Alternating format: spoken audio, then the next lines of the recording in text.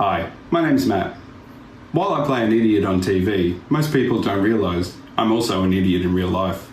You may have seen some videos about my animatronic gargoyle, or perhaps some of the other videos that I tend not to mention anymore. Today I'll be discussing my design journey for a mechanical platform for my animatronic gargoyle.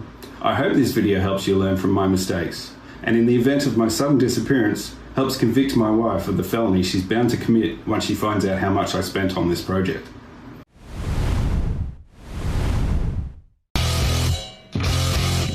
So my gargoyle is now to a point where I'm installing the electronics. I've always intended to have these located in a platform. Without the platform, I'm just setting myself up for more design and putsy-insy and takesy-apartsies. Tensioning and loosening servos gets old very quickly. I started by doing some research to see what people had already created online. I stumbled upon several videos of DIY loft elevators which seemed pretty close, so I thought of those as I iterated. As per usual, my use case has some very specific requirements, which never makes it as simple as following an online video. The idea is some kind of moving platform that is housed within the stage. While it's down, the gargoyle is hidden, and it'll let him rise from the underworld to spread his dark influence. He shall envelop the world with his embrace, and his scorn will befall the non-believers. Let's just call it a table with a moving platform. Here are my requirements. I have to have enough room to hide the gargoyle when the platform's down. Easy access to mechanics for surfacing. The platform can go no further than the top of the table, and I want the platform to be removable. Also, it'll need to disassemble into easily transportable parts. The nice to haves would be low noise and no mechanical or visible components above the table. Here's a quick rundown of the materials you'll need. Wood, metal, steppers, wire, 3D printed parts, various hardware, and money to throw into a hole. And finally, somewhere to get into the fetal position and slowly rock yourself back and forth. Looking at the dimensions of the gargoyle, I thought it may be cheaper to start with some kind of off-the-shelf product rather than buying materials from scratch.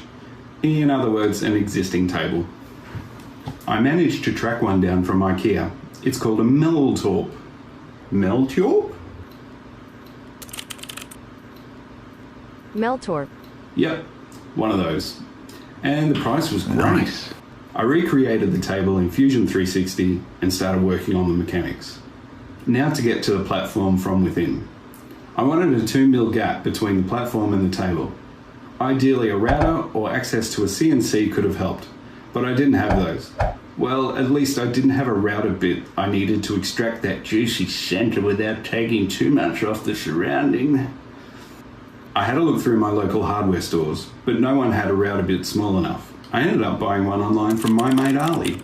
He seems pretty cool most of the time, and he delivers pretty expressly. I'm very fast. Sorry. I'll come back. For the record, this is the part I ordered. Now that I'm looking at it, it's the wrong part. Oh well, not often I order the wrong thing. In the end, I couldn't wait. I thought, you know what?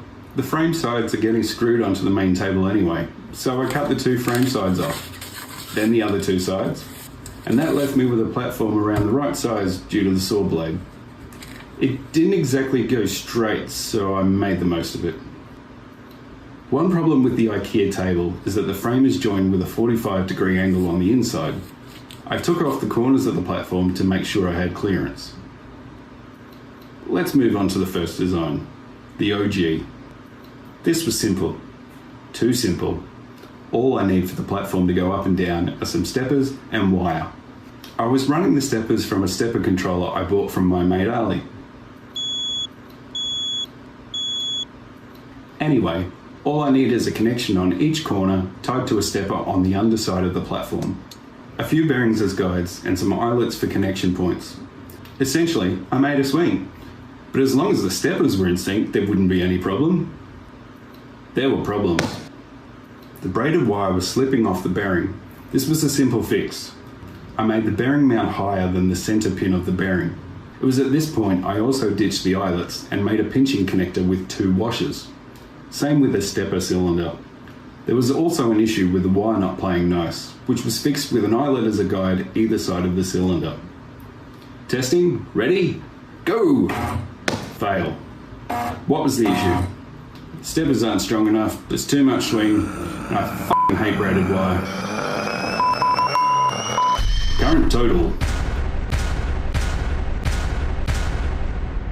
Design number 2, the giant 3D printer. Not enough torque? Let's double the steppers. Get proper drivers and turn them the right way up. I bought some 8mm lead screws and some plastic lead screw nuts for some reason. Realised that was dumb and got some brass ones instead. All of which I didn't need because the lead screws came with them. So the plan seems easy enough. Platform with 4 holes. Throw a lead screw nut on the platform over each hole, hit power.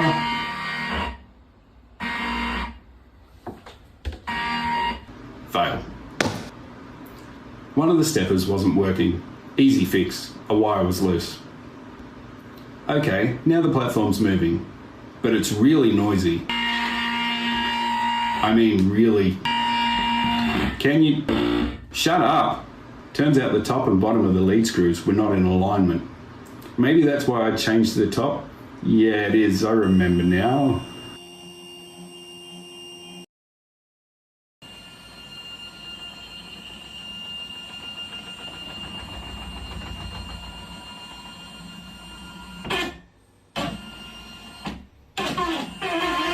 Okay. Before going any further, I threw 3 kilograms of weight on the platform to see if it'd lift. It did not. Thank you. Current total. Design 3, fireman down a pole. Pretty much the same plan as design 2, but the steppers are gone and the bearings are mounted into the platform. Additionally, the 8mm lead screws are replaced with 10mm stainless steel rods and bearings. I still had issues here, and even manually I could not get things to stay level. Oh, hello. I was just enjoying this tea. Allow me, if you will, to share with you an excerpt from my memoirs.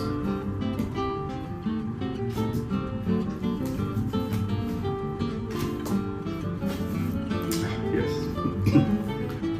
'Twas not by length, 'twas not by height, but 'twas by depth that f***ed it for everyone. Thank you.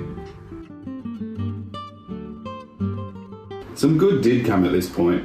An idea came to me. Hey, underneath the platform, I could put a drawer. Then all the electronics can be put in there and it will slide out for maintenance.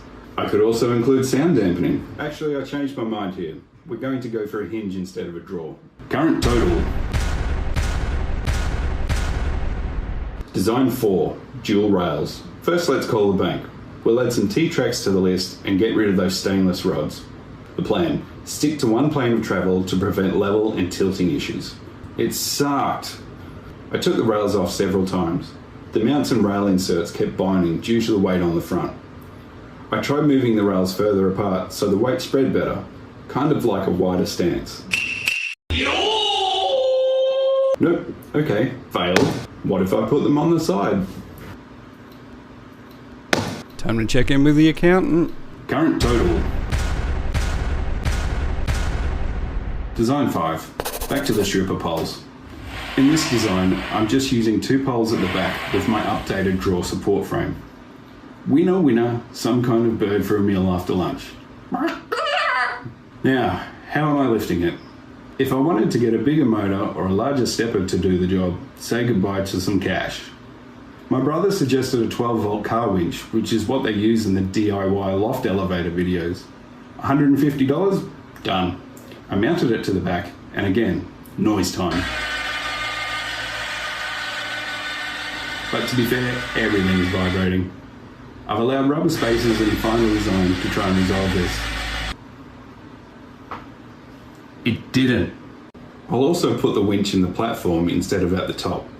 If you have any alternative suggestions for a motor that can easily support 10 kilos, runs silent, and doesn't cost a mint, please let me know in the comments. So now we have everything ready. Now to make it for real. Current total. I thought I would have had the final version completed at this stage.